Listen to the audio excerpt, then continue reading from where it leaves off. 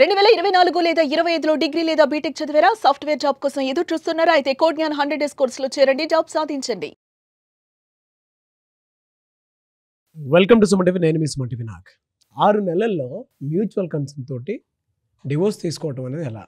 ఇరువురికి కూడా అంటే అటు అమ్మాయి సైడు ఫ్యామిలీకి, అబ్బాయి సైడ్ ఫ్యామిలీకి ఎటువంటి గొడవలు లేకుండా స్మూత్గా ఫ్రెండ్లీ మేనర్లో వెళ్ళిపోవాలి అని అంటే చట్టపరంగా ఏ విధంగా వెళ్ళాలి? ఈరోజు మనతో పాటు ప్రముఖ అడ్వకేట్ శశికాంత్ గారు ఉన్నారు. వారి మాట్లాడి తెలుసుకుందాం.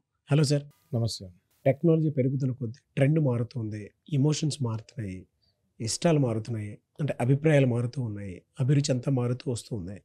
ఎవరూ కూడా అంటే ఇన్ని డేస్ మనం కలిసి ఉందాం అనుకునేటువంటి ఆలోచనలో ఎక్కువ కనిపించే సందర్భాలు అయితే మనం చూడలేదు.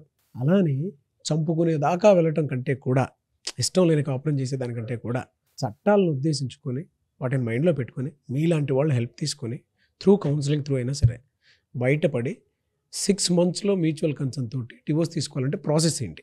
మీరు ఒక మాట చాలా కరెక్ట్గా అన్నారు. చంపుకునేదాకా వెళ్ళే బదులు, ఎందుకంటే యాజ్ ఎ అడ్వకేట్ మేము కూడా ఎవరైనా డైవర్స్కి వస్తే టకామని ఓకే అని అనము. కానీ మీరు ఏదైతే మాట అన్నారో చాలా ప్రాక్టికల్గా అన్నారు. ఏది?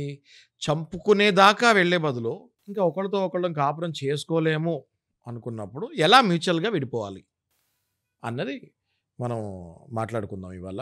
జనరల్గా డివోర్స్ అన్నది 2 ఉంటాయండి, 2 types ఉంటాయి. ఒకటి కంటెస్టెడ్ డివోర్స్, ఒకటి mutual divorce. Okay, contested divorce అంటే భార్య భర్త ఇద్దరిలో ఏ ఒక్కళ్ళో డైవర్స్కి ఒప్పుకొని పిటిషన్ వేస్తారు కోర్టులో, ఓకే, హిందూ మ్యారేజ్ యాక్ట్ ప్రకారం. మ్యూచువల్ డైవర్స్ అనేది ఇద్దరు ఒప్పుకొని హిందూ మ్యారేజ్ యాక్ట్ ప్రకారం సెక్షన్ 13B కింద పిటిషన్ వేసుకోవచ్చు. అంటే దాన్ని ఫస్ట్ మోషన్ అంటారు. అంటే ఫస్ట్ పిటిషన్ వేస్తారు, వేసి ఇద్దరికీ అంగీకారమే విడిపోతానికి. ఇప్పుడు మీరు అన్నారా ఇందాక చంపుకునే దాకా వెళ్ళకుండా, అంటే అసలు ఇంకా వీళ్ళిద్దరిని కలపలేము అని డిసైడ్ అయినప్పుడే అడ్వకేట్ కూడా వాళ్ళని ఓకేనండి ఇంకా ఇద్దరు మ్యూచువల్గా వెళ్తానికి ఫస్ట్ అడ్వకేట్ ఒప్పుకోవాలి. ఓకే, ఒప్పుకొని కోర్టులో, ఎందుకంటే దానికి ఒక్క అడ్వకేటే ఉంటాడు నాగరాజు గారు. కంటెస్టెడ్ డివోర్స్కి 2 అడ్వకేట్లు ఉంటారు సుమా, ఒకటి ఇటువైపు ఒకటి అటువైపు.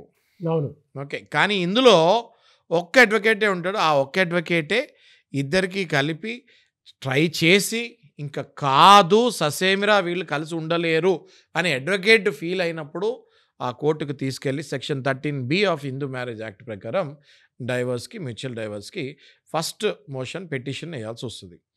ఆ పిటిషన్లో ఏం వేస్తామంటే మొత్తం పూర్తిగా మాట్లాడుకున్నాము ఇద్దరము భార్య భర్త, ఇంకా కలిసి ఉండే ఛాన్సెస్ మాకు చాలా తక్కువగా అరుదుగా కనిపిస్తున్నాయి, కాబట్టి మేము ఇంకా కలిసి ఉండలేము.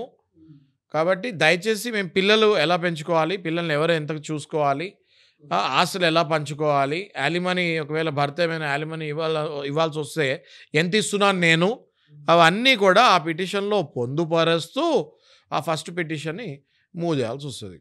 చేసిన తర్వాత ఇప్పుడు అడ్వకేట్ అయిపోయింది పని, జడ్జి గారు ఆలోచిస్తారు వీళ్ళిద్దరిలో ఏమాత్రమైనా కలిసే ఛాన్స్ 1% అయినా ఉందా, ఉంటే ఒక ఫ్యామిలీని దగ్గర చేసినట్టు అవుతుంది కదా మళ్ళీ అని జడ్జి గారు కూడా ఆలోచించి హ్యూమానిటేరియన్ గ్రౌండ్స్ కింద ఆలోచించి సొసైటీ గురించి కూడా ఆలోచించి కూలింగ్ పీరియడ్ ఇస్తారు.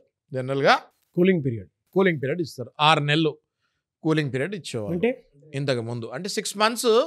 సరే మీరు పిటిషన్ అయితే వేస్తారు, 6 months తర్వాత మళ్ళీ రండి అని చెప్పి కూలింగ్ పీరియడ్ ఇస్తారు. 6 months వరకు మీకు డైవర్స్ ఇవ్వట్లేదు.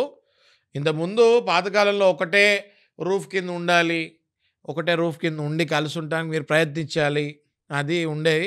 ఎవరు కూడా ఒక రూఫ్ కింద ఉండేవాళ్ళు కాదు. కోర్టు చెప్పేది వీళ్ళు ఎక్కడెక్కడో ఉండేవాళ్ళు. సో ఇప్పుడు it is understood very clearly.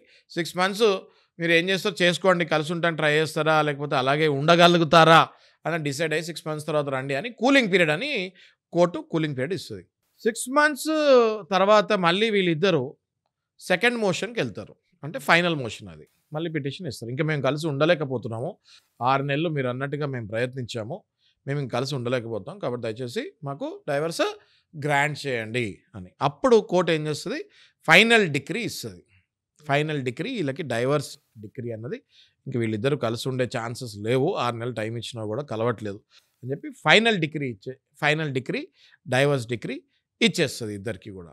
అయితే నాగారు ఇదంతా ప్రాసెస్ ఇంతకుముందు జరిగేది. ఈ మధ్య కాలంలో 6 నెలలు కూడా ఆగట్లేదు, కూలింగ్ పీరియడ్ జడ్జి గారు 6 నెలలు ఇస్తా అంటే కూలింగ్ పీరియడ్ వద్దంటున్నారు. నాకు 2 నెలలు చాలు, నెల చాలు, మాకు కూలింగ్ పీరియడ్ వద్దు, మా టైం వేస్ట్ అంటే కూలింగ్ పీరియడ్ వద్దు, మా టైం వేస్ట్ అన్నప్పుడు సరైన రీజన్ చూపించాలి జడ్జి గారికి. చాలామందికి తెలియదు ఈ విషయం. మీకు కూలింగ్ పీరియడ్ వద్దు అనుకున్నప్పుడు సరైన రీజన్ చూపించాలి. ఎలాంటి రీజను? ఒకవేళ భార్యాభర్త ఇద్దరు ఒప్పుకొని డైవర్స్కి వెళ్తూ భర్త ఇంకొక మహిళతో వివాహం చేసుకుందామని ఆల్రెడీ డిసైడ్ అయి ఉంటే 6 నెలలు నాకు టైం లేదు, నేను ఈమెను పెళ్లి చేసుకోవాలని డిసైడ్ అయ్యాను, దానికి మా భార్య కూడా అంగీకరిస్తుందంటే అప్పుడు కూలింగ్ పీరియడ్ వేవ్ ఆఫ్ చేసే ఛాన్స్ ఉంటుంది. కూలింగ్ పీరియడ్ని ఎత్తేయచ్చు. అప్పుడు ఎన్ని మంత్స్లో డివోర్స్ వస్తుంది సార్? ఇప్పుడు నాగరాజు గారు వితిన్ 15 days, 20 days, 1 monthలో వచ్చిన రోజులు కూడా ఉన్నాయి. మీకు that all depend on the judge. అది ఓకే, ఒకవేళ జడ్జి గారు ఓకే రైట్, ఎందుకొస్తే వీళ్ళు అడుగుతున్నారు రీజన్ కరెక్ట్. కొంతమంది కొన్ని కేసెస్లో నాగరాజు గారు యూఎస్కి వెళ్తారు. నేను వచ్చే నెల నేను యూఎస్కి వెళ్ళాలి, నేను అక్కడ పర్మనెంట్గా సెటిల్ అయిపోతున్నాను ఇంకా, కాబట్టి మాకు 6 నెలలు కూలింగ్ పీరియడ్ అవసరం లేదు, నేను మళ్ళీ అక్కడి నుంచి రాలేను, ప్లస్ 6 నెలలు నేను వెళ్ళిపోతున్నాను కాబట్టి I want to take a degree finally and go. నేను అక్కడ నా జీవితం మళ్ళీ నేను మొదలు పెట్టుకుంటున్నాను, అమెరికానో ఎక్కడో వెళ్ళిపోతున్నాను అని చెప్పి సరైన సాక్ష్యాలు దాన్ని చూపిస్తే అక్కడ కూడా కూలింగ్ పీరియడ్ ఎత్తేసే ఛాన్సెస్ ఉంటాయి. ఓకే, ఇంకొకటి ఏంటి, వీళ్ళకి కొన్ని వ్యాధులు ఉంటాయి, భర్తకు కానీ భార్యకు కానీ కొన్ని క్రానిక్ డిసీజెస్ ఉంటాయి.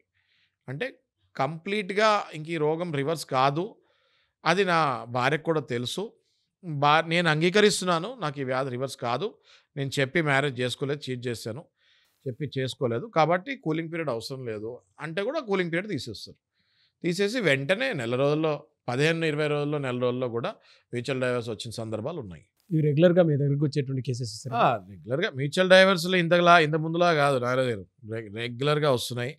ఇద్దరు చాలా మెచ్యూర్డ్గా హ్యాపీగా వచ్చి మా దగ్గర కూర్చొని మాట్లాడుతున్నారు. కలిసి కూర్చొని మాట్లాడుకోవాలి అనుకునేటప్పుడు శశికాంత్ గారి లాంటి వాళ్ళ అడ్వకేట్ సమక్షంలో కూడా మీరు కౌన్సిలింగ్ తీసుకొని మాట్లాడుకుని క్లారిటీకి రావచ్చు. You have that options. మనిషి మీద క్యారెక్టర్ అసాసినేట్ చేసుకొని, స్ట్రెస్ పెంచుకొని, ప్రెషర్ పెంచుకొని, అండ్ దాంతోపాటు మనిషి మీద ద్వేషం పెంచుకొని ఉన్మాదంలోకి వెళ్ళిపోయి చంపుకునేంత స్థాయికి వెళ్ళాల్సినటువంటి అవసరం లేదు. ఇరువురికి కూడా రైట్స్ లేవు. నచ్చకపోతే నచ్చినట్టు ఉండాలి, ఇంకంతే. లేదు అనుకుంటే శశికాంత్ గారిది డైరెక్ట్ మీరు అప్రోచ్ అయ్యి మీరు మాట్లాడుకోవచ్చు కూడా, ఆ విధంగా అయినా సరే. ట్రూ సార్, అంటే మీ దగ్గరకు వచ్చేటువంటి కేసెస్ కూడా రెగ్యులర్ చూస్తుంటారు కాబట్టి చెప్తున్నాను. Anyway sir, thank you so much for the information.